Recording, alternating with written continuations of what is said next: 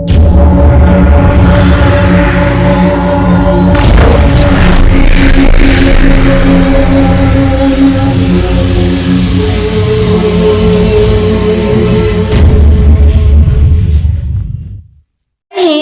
Bharat to everyone. Students, I hope you all are fit, fine and safe at home. Welcome to our online education. Myself Sengundar Sulakshna and I will be teaching you SPCC. So students, today we are here to see Standard 11th SPCC chapter number 2. As you all know, we are seeing from part 2, chapter number 2, company secretary. As you all know, already we have seen few parts of this chapter. So today we are here to see the part 3 of the chapter in a very detailed manner.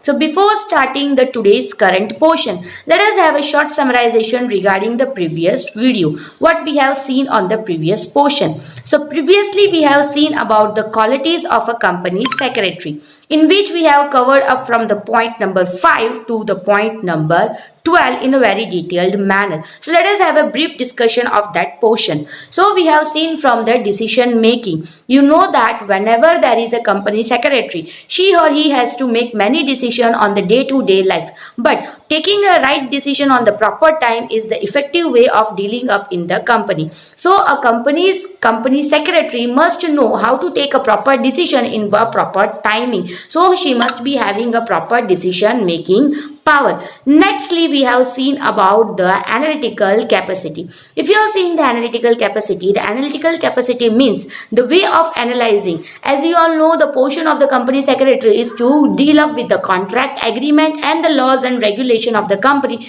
in a very proper manner. She or he must have the analytical view regarding the future, how they are going to work and what is the portion that is benefited to the foe. In this sense, she has or he has to analyze regarding the decision, then only she has to make the proper decision, so that any portion of the problem or issue is coming, then promptly she can solve up it in a very proper manner. Nextly, we have seen about the enthusiasm. Enthusiasm means she or he must be very energetic. Company secretary must be energetic. He or she does not be a lack of enthusiast person or an indolent person, as the indolent person can never motivate the other employees. So company secretary must be having the ability to motivate the other employee. For that, she must complete the work in a very proper time and make the people to do it on the proper time. Nextly, we have seen about the portion of the confidence. So as you all know, so confidence is the portion where he or she must deal with the proper, we can say that way.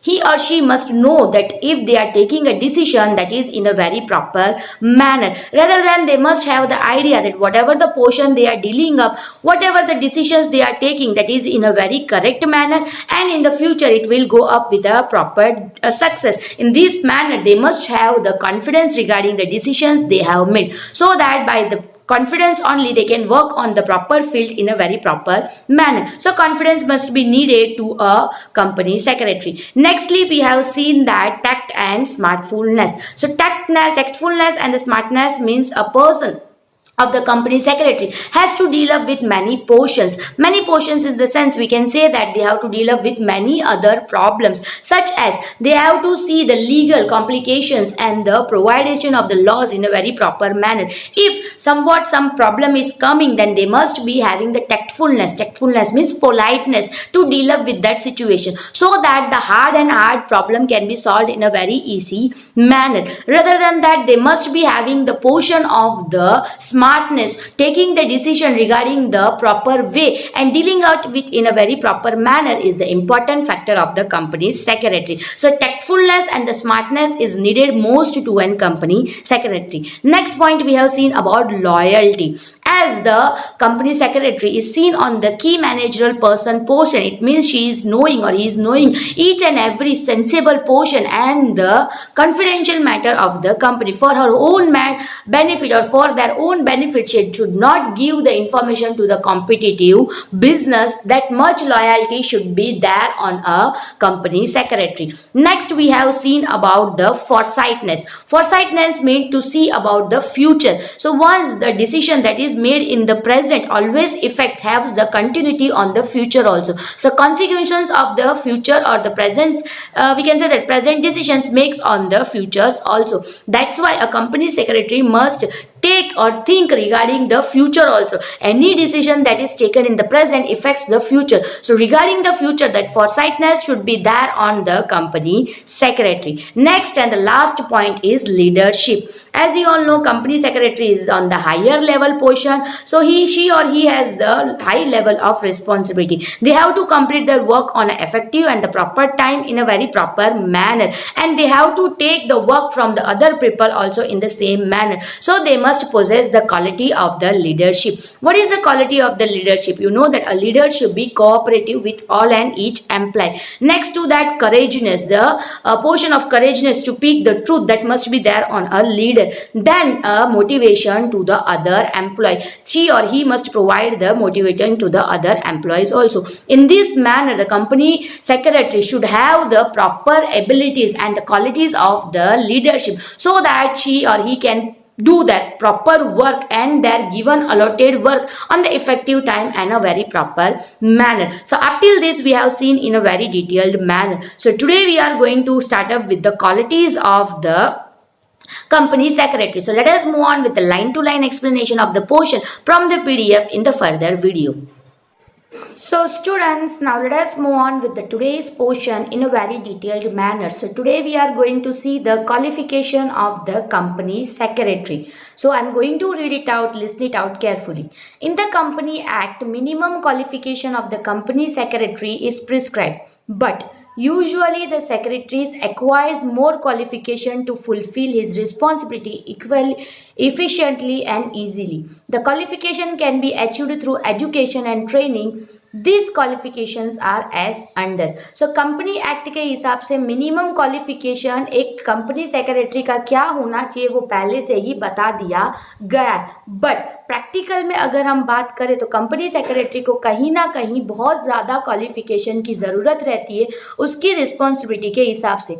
Effectively और easily काम करने के लिए उन्हें इतना सारा जो है portion of we can say that qualification लेना पड़ता है. ये क्वालिफिकेशन कैसे अचीव करा जाए तो ये क्वालिफिकेशन कहीं ना कहीं एजुकेशन और ट्रेनिंग के थ्रू किया जा सकता है. तो क्या क्या क्वालिफिकेशन इस तरीके से अटेंड किया जाता है उसके बारे में नीचे डिटेल में दिया गया है, जिनमें से फर्स्ट है educational qualifications. I am going to read it out, listen it out carefully. The company secretary must have certificate of Institute of Company Secretary. It means he must be company secretary. Moreover, degree of law helps him to prepare agreements, legal documents, contracts and in other legal affair. कहीं ना कहीं company secretary को सबसे पहले certificate of institute of company secretary यानी CICS का certificate होना चाहिए, जिसका मतलब CS का कोर्स किया होना चाहिए, जिसे हम कहीं ना कहीं कंपनी सेक्रेटरी बोलते हैं. अगर वो डिग्री कंप्लीट किया हो तो ही वो कंपनी सेक्रेटरी बन सकते. उसके अलावा ज़्यादातर डिग्री जो है लॉ का जो डिग्री होता है वो कहीं ना कहीं उसे एग्रीमेंट बनाने में, लीगल डॉक्यूमेंट बनाने में और कॉन्ट्रैक्ट बनाने में हेल्प करता है. इस तरीके से एक कंपनी सेक्रेटरी को कहीं ना कहीं CS का डिग्री एजुकेशन में होना नेसेसरी माना जाता है. उसके अलावा उसके पास अगर knowledge of degree of that law है तो वो बहुत ही ज़्यादा इफेक्टिव माना जाता है. सो इन शॉर्ट हम बोल सकते हैं कि कंपनी सेक्रेटरी को CS और लॉ का डिग्री करा होना चाहिए मैंडेटरीली, तो ही वो कंपनी सेक्रेटरी बन सकते हैं. Next है knowledge of accounting. The books of accounts must be prepared as per rules and regulation of the Company Act in time. Then only it may be possible to get them audited in time. These are the responsibilities of the company secretary. If the accounts are prepared in time, the secretary can submit annual accounts in time to the shareholder at annual general meeting. He is able to do this if he has basic knowledge of account. सो कहीं ना कहीं books of account, आपको पता है आप accounts पढ़ रहे हैं, अकाउंट्स कैसे बनाए जाते हैं, तो रूल्स एंड रेगुलेशंस के हिसाब से बनाया जाता है, अकाउंटिंग स्टैंडर्ड के हिसाब से अकाउंट बनाया जाता है। बट कंपनी के अंदर कंपनी एक्ट के हिसाब से जो रूल्स एंड रेगुलेशन होता है उस हिसाब से कंपनी का बुक्स यानी अकाउंट्स का बुक्स मेंटेन किया जाता है, और उसको टाइम टू टाइम मेंटेन करना भी नेसेसरी माना जाता है। इसीलिए टाइम टू टाइम उसे ऑडिट करवाना, ऑडिट यानी चेक करवाना, वेदर उसमें जो ट्रांजेक्शन बताए गए वो सही है कि नहीं, ये जानना बहुत ही इंपॉर्टेंट माना जाता है। ये रेस्पॉन्सिबिलिटी ऑडिट करवाने का, चेक करने का रेस्पॉन्सिबिलिटी कहीं ना कहीं कंपनी सेक्रेटरी का माना जाता है। अगर accounts time to time prepare नहीं किया जाए और एनुअल अकाउंट्स पूरे साल का अकाउंट का सेक्रेटरी सबमिट ना करे टाइम टू टाइम में, तो शेयर होल्डर्स के बीच में प्रॉब्लम हो सकता है। एनुअल जनरल मीटिंग यानी साल में एक बार जो मीटिंग होता है सारे शेयर होल्डर्स को बुला के उसे एनुअल जनरल मीटिंग बोला जाता है। शेयर होल्डर्स मतलब वो इंसान जिन्होंने कंपनी में कैपिटल इन्वेस्ट किया है शेयर खरीद के, ठीक है। आपने शेयर बाजार स्कैम मूवी देखा होगा, उसमें शेयर बाजार के बारे में ज्यादा बात किया। तो शेयर्स खरीद के जो आपने इन्वेस्टमेंट किया तो आप उसको शेयर होल्डर बोले जाते। कंपनी के अंदर आप भी एक ओनर की तरीके से माने जाते हो। इसीलिए हर साल क्या आया है इनकम और किस तरीके से आया ये आपको बताना बहुत ही इंपॉर्टेंट माना जाता है। तो शेयर होल्डर्स को बुला के जो एनुअल जनरल मीटिंग अटेंड किया जाता है उसमें उनको बताना चाहिए कि बेसिक नॉलेज क्या हुआ, यानी बेसिक अकाउंट्स में क्या चला है, प्रॉफिट हुआ है, लॉस हुआ है, वैसे एक सच्चा स्टेटमेंट उन्हें देना पड़ता है। इसलिए उसको बार बार वेरीफाई और करेक्ट करना पड़ता है। कंपनी सेक्रेटरी का ये काम होता है, इसीलिए उसे कहीं ना कहीं बेसिक अकाउंट का नॉलेज होना बहुत ही इंपॉर्टेंट माना जाता है। नेक्स्ट है knowledge of office administration. The company secretary is chief of administration office. He must have ability and knowledge of distribution and coordination of work between different departments. The company secretary requires knowledge of office administration to resolve problems arising in day-to-day office function. कहीं ना कहीं जो company secretary होता है वो chief administrative officer माना जाता है, यानी पूरा देखरेख, पूरा कंपनी का देखरेख उनके हाथ में होता है। तो उनमें इतना एबिलिटी, उनमें इतनी क्षमता होनी चाहिए, नॉलेज होनी चाहिए कि काम सबको कैसा दिया जाए, सब एक दूसरे के साथ मिलके कैसे काम करें, सबको काम कैसे अलॉट करना चाहिए, उसका नॉलेज उन्हें होना चाहिए। डिफरेंट डिपार्टमेंट कंपनी के अंदर होता है, प्रोडक्शन का होता है, परचेज का होता है, सेल्स का होता है, मार्केटिंग का होता है, पैकिंग का होता है, ठीक है। तो ये सारे एडमिन अकाउंट्स का डिपार्टमेंट होता है। तो कहीं ना कहीं ये सारे डिपार्टमेंट को एक दूसरे के साथ कोऑर्डिनेट करके कैसे काम करना है ये उनको आना चाहिए। इसीलिए कहीं ना कहीं कंपनी सेक्रेटरी को ऑफिस एडमिनिस्ट्रेशन यानी ऑफिस की पूरी मैनेजमेंट का नॉलेज होना चाहिए, ताकि रोजिंदा लाइफ में अगर ऑफिस के फंक्शन करते वक्त, ऑफिस में जो काम दिया गया है, ऑफिस का जो काम होता है वो करते वक्त अगर कोई प्रॉब्लम आता है तो उसे सॉल्व करने तक की एबिलिटी एक कंपनी सेक्रेटरी के पास होना चाहिए। Next, it is knowledge of meeting management. The company secretary has to arrange different types of meeting like board of directors, shareholders, creditors, etc. In this meeting, company secretary has to perform duties before meeting, during meeting and after meeting. He has to issue notice for meeting. He has to prepare agenda and also he has to write down minutes. During this meeting, he has to observe rules and regulation of quorum, proxy and voting rights as per a company act. So the company secretary requires knowledge of the meeting management. So company में आपको पता है बहुत सारे meetings होते हैं। So ये सारे मीटिंग्स कौन अरेंज करता है, तो कहीं ना कहीं ये सारे मीटिंग कंपनी सेक्रेटरी अरेंज करते हैं। अलग अलग मीटिंग के अंदर बोर्ड ऑफ डायरेक्टर्स जो होते हैं उनका एक मीटिंग होता है। शेयर होल्डर्स को बुला के, जैसे मैंने बोला, एनुअल जनरल मीटिंग करवाना पड़ता है। क्रेडिटर्स जो लोगों ने हमें पैसा दिया है उनको बुला के कभी कभी मीटिंग करवाना पड़ता है। तो ये सारे मीटिंग्स में कंपनी सेक्रेटरी का ड्यूटी मीटिंग अरेंज करना, यानी मीटिंग के पहले ड्यूटी मीटिंग अरेंज करना, उन लोगों को क्या बोलना है क्या नहीं बोलना वो सारी चीजें प्रिपेयर करना। मीटिंग के टाइम पे भी सब आए कि नहीं उनका एब्सेंस प्रेजेंस लेना। इवन शेयर होल्डर्स में भी ये चीज किया जाता है, कितने हाजिर थे, किनका प्रॉक्सी लगा, उसके बदले कौन दूसरा आया, रेदर देन दैट मीटिंग में क्या डिस्कस किया गया, ये सारी चीजों को लिखना, जिसे हम माइन्यूट्स बोलते हैं। तो शॉर्ट में हर चीज को मेंटेन करके रखना, ये बोर्ड ऑफ डायरेक्टर ने ये बोला,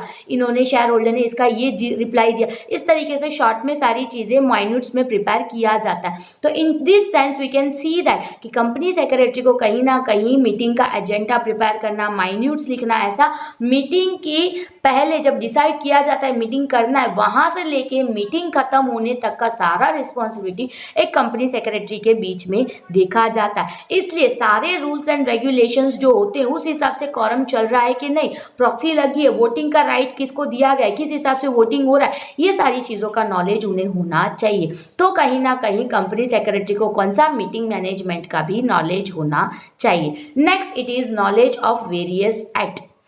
In the present situation, the secretary is supposed to know various law. It is very essential to manage company effectively. In this law, particularly Indian Contract Act, SABI Act, Sales of Goods Act, Stamp Duty Act, Provident Fund Act, Law for VAT, Law for Service Act, etc. are essential for the company secretary to perform his duty with perfectly and lawfully.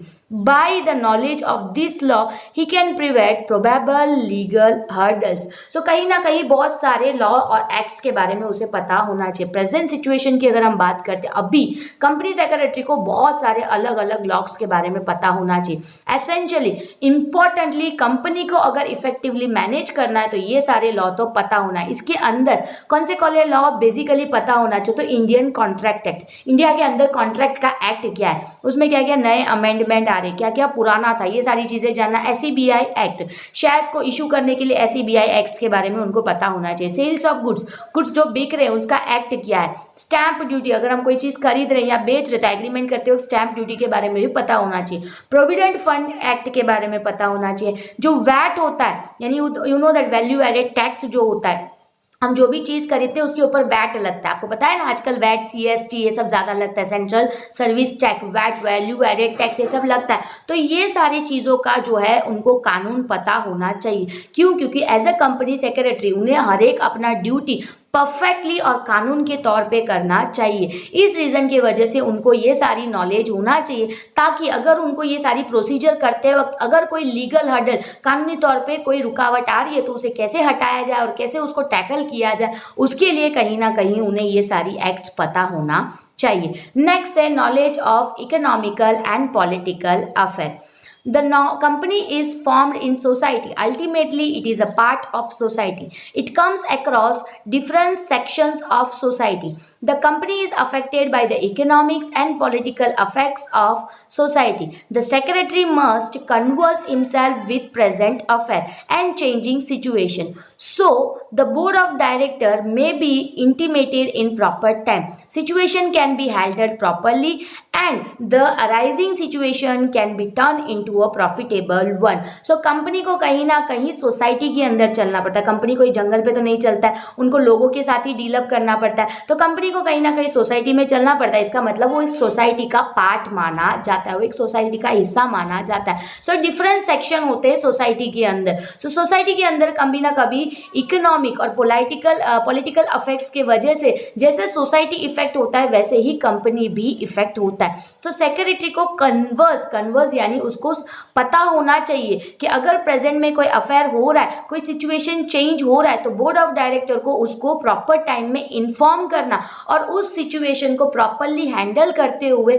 जो भी profitable situation company के लिए हो सकता है उस तरीके का अमेंडमेंट उसको करना चाहिए। इसीलिए उन्हें कहीं ना कहीं इकोनॉमिकल और पॉलिटिकल अफेयर्स के बारे में नॉलेज होना चाहिए। Next it is knowledge of current issue. The company secretary must know the current affairs and present problems. The current affairs may affect the development of the company. Example, in Assam, certain group have put restriction on exporting crude oil. In such type of situation, the company secretary may provide proper guidance to the board of director to prevent such situation in future. So company secretary को कहीं ना कहीं current affairs, अभी फिलहाल में क्या चल रहा है, प्रेजेंट में क्या क्या प्रॉब्लम्स देखी जा रही है सोसाइटी के अंदर, गवर्नमेंट के थ्रू, पूरे कंट्री में, ये सारी चीजें उन्हें पता होना चाहिए। कहीं ना कहीं करंट अफेयर्स यानी अभी जो चीजें चल रही है, अभी जो इश्यूज चल रहे हैं, वो इशू हमारी कंपनी के डेवलपमेंट के लिए क्या क्या प्रॉब्लम ला सकता है उसके बारे में उन्हें पता होना चाहिए। जैसे कि एग्जांपल में दिया गया, असम में कुछ लोग हैं जो क्रूड ऑयल को एक्सपोर्ट यहाँ से बाहर बेचने के लिए मना कर रहे हैं। तो ऐसे सिचुएशन में सेक्रेटरी को ये सारी गाइडेंस कहीं ना कहीं बोर्ड ऑफ डायरेक्टर को देना चाहिए। क्या पता क्रूड ऑयल को यूज करके ये बिजनेस कुछ करता हो तो वो अपने बिजनेस के लिए कैसे नुकसानदायक हो सकता है, ऐसा उनको नॉलेज उनको देना चाहिए। सो प्रेजेंट सिचुएशन के हिसाब से फ्यूचर में क्या तकलीफ हो सकता है और फ्यूचर में कैसे प्रॉफिटेबल रखना है पोर्शन को, उसके लिए कहीं ना कहीं कंपनी सेक्रेटरी को जो है बोर्ड ऑफ डायरेक्टर को बार बार करंट इश्यूज का अपडेट देना पड़ता है। नेक्स्ट है excellence command over English and other language. Nowadays, in any company, communication for business in English. The company secretary has to follow correspondence with various parties in English. The company secretary must be excellent in English.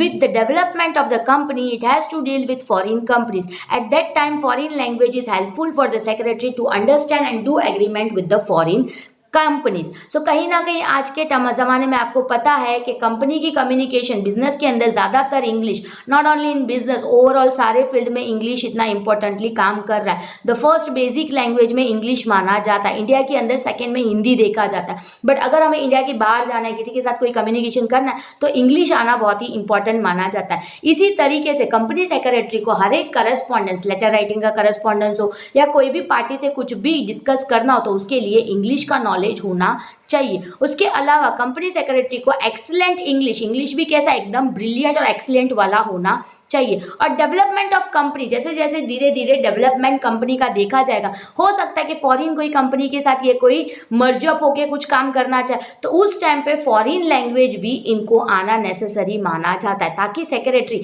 Easily agreement के बारे में समझ जाए foreign country के साथ और उनके साथ कम्युनिकेशन ईजी वे में रख पाए। इसीलिए उन्हें कहीं ना कहीं एक्सीलेंट कमांड इंग्लिश और अदर लैंग्वेज में होना चाहिए, यानी फॉरेन लैंग्वेज में होना चाहिए। सो स्टूडेंट्स, आज का टॉपिक यहाँ तक रहेगा। I hope you all have understood the portion in a very well manner. So now let us move on with the brief discussion of the topic that we have seen today. Students, I hope that you all have understood the today's portion in a very well manner. So as you all know, today we have seen the qualification of a company secretary. So कहीं ना कहीं हमने इसके अंदर 8 point को detail में cover up किया. So let us have a short summarization of the portion that we have seen today. So हम अगर बात करें qualification of the company secretary की, तो हम ये बोल सकते हैं कि सबसे पहले इंट्रोडक्शन में हमने ये देखा कि हर एक कंपनी सेक्रेटरी को क्या मिनिमम क्वालिफिकेशन चाहिए, ऑलरेडी कंपनी एक्ट में प्रिस्क्राइब यानी बता दिया गया है। फिर भी अगर हम प्रैक्टिकली बात करें तो प्रैक्टिकली उनका काम बहुत ज़्यादा होता है, इसीलिए यूजुअली उनको जो है एक्स्ट्रा नॉलेज और क्वालिफिकेशन की ज़रूरत पड़ती है और ट्रेनिंग की भी ज़रूरत रहती है, तभी वो इफेक्टिवली अपना काम डिटेल में कर पाते और एफिशिएंटली कर पाते। इसके लिए हमें ब्रीफ में देखना पड़ेगा कि एक एक क्वालिटीज़ यानी क्वालिफिकेशंस क्या क्या देखा जाता है। सो फर्स्ट क्वालिफिकेशन है एजुकेशनल क्वालिफिकेशन। एजुकेशनल क्वालिफिकेशन की अगर हम बात करते, एज आई सेड, उनको जो है सेंट्रल जो कॉन्स्टिट्यूशन होता है कंपनी सेक्रेटरी का, इंस्टीट्यूट ऑफ कंपनी सेक्रेटरी के अंदर उन्हें कंपनी सेक्रेटरी का डिग्री हासिल होना चाहिए, जिसे हम CS की डिग्री भी बोलते हैं। उसके साथ साथ कहीं ना कहीं अगर उन्हें नॉलेज है डिग्री ऑफ लॉ, यानी लॉ के रिलेटेड अगर उन्होंने पढ़ाई किया, तो उनको एग्रीमेंट करने में या कॉन्ट्रैक्ट करने में, ये सारी चीज़ों में क्या क्या एक्ट और किस तरीके से लगता है उसके बारे में डिटेल उनको नॉलेज होता है। So in short we can say that कि एक कंपनी सेक्रेटरी को जो है पोर्शन ऑफ CS और डिग्री का कोई लॉ कंप्लीट किया होना चाहिए। सो इस तरीके का एजुकेशन मिनिमम उनके लिए चाहिए है as per the company act. Next हमने देखा ऑफिस एडमिनिस्ट्रेशन के ऊपर। सो कहीं ना कहीं you know that company secretary जो है की मैनेजरल पर्सन में आती है, हर एक पोर्शन को उनको देखना पड़ता है, जितने भी वेरियस डिपार्टमेंट है सारे डिपार्टमेंट को एक साथ लाके उनके साथ काम करना, ये एक कंपनी सेक्रेटरी का काम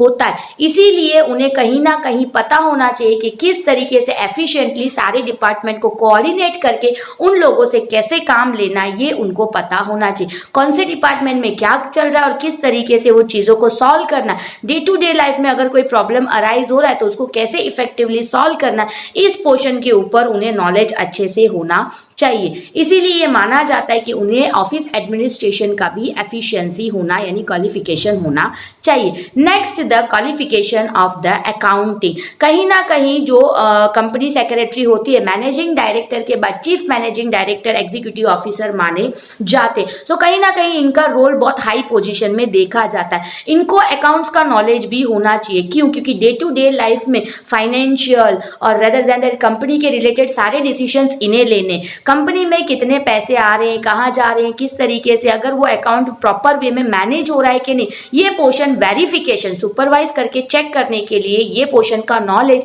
एक कंपनी सेक्रेटरी के पास अच्छी तरीके से होना चाहिए। क्योंकि as I said, annual general meeting जो होता है जिसमें शेयर होल्डर्स को बुलाया जाता है साल में एक बार, और उन्हें ये जो अकाउंट्स हमने मेंटेन किया पूरे साल का वो बताना पड़ता है। तो उसमें करेक्ट स्टेटमेंट हो और उस हिसाब से वो हमारे ऊपर ट्रस्ट करे, वैसा वाला एक स्टेटमेंट होना चाहिए। सो बोर्ड ऑफ डायरेक्टर के बिहाफ में इन्हें कहीं ना कहीं अकाउंट्स को भी हैंडल करना पड़ता है। इसीलिए ये मेजर हो जाता है कि इन्हें इस पोर्शन के बारे में डिटेयली पता हो। नेक्स्ट, एक कंपनी सेक्रेटरी का क्वालिफिकेशन में आफ्टर ऑफिस एडमिनिस्ट्रेशन, अकाउंटिंग और एजुकेशन क्वालिफिकेशन के बाद फोर्थ आता है उन्हें वेरियस एक्ट के बारे में पता होना चाहिए। कहीं ना कहीं कंपनी सेक्रेटरी को बहुत सारे वेरियस एक्ट के साथ डील करना पड़ता है। एज आई सेड, उनको सारे पोर्शन के साथ डील करना पड़ता है। उन्हें फाइनेंस भी देखना पड़ता है, शेयर इशूइंग भी देखना पड़ता है, कॉन्ट्रैक्ट भी करना पड़ता है, एग्रीमेंट भी करना पड़ता है। इस रीजन की वजह से कहीं एसेंशियली उन्हें जो है कंपनी एक्ट के बारे में पता होना चाहिए। कंपनी के सारे पोर्शन उन्हीं को डील करना चाहिए। Rather than that company act का पता होना चाहिए, एसईबीआई का एक्ट का पता होना चाहिए, लॉ ऑफ